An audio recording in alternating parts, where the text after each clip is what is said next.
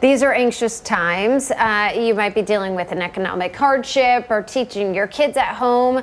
That can lead to some light and moderate drinkers to overindulge. Consumer Reports reveals why you should keep your alcohol consumption in balance.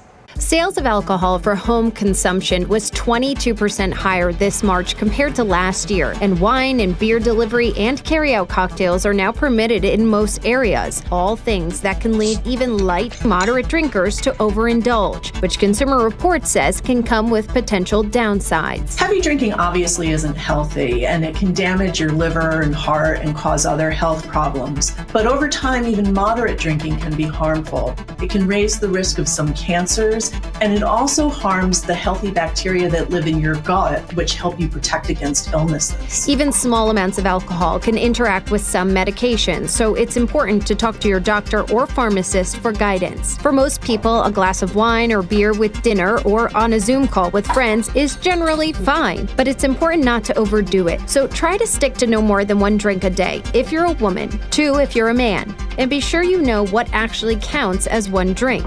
It's probably less than you think. 12 ounces for beer, 5 ounces for wine, and 1.5 ounces a shot for spirits. And because wine glasses come in such a wide variety of shapes and sizes, don't eyeball it, use a measuring cup. And maybe skip that extra glass of wine before bed, even though as many as 20% of Americans have said they use alcohol to fall asleep. Alcohol may help you nod off at first, but it interferes with the brain changes that take place in the later stages of sleep.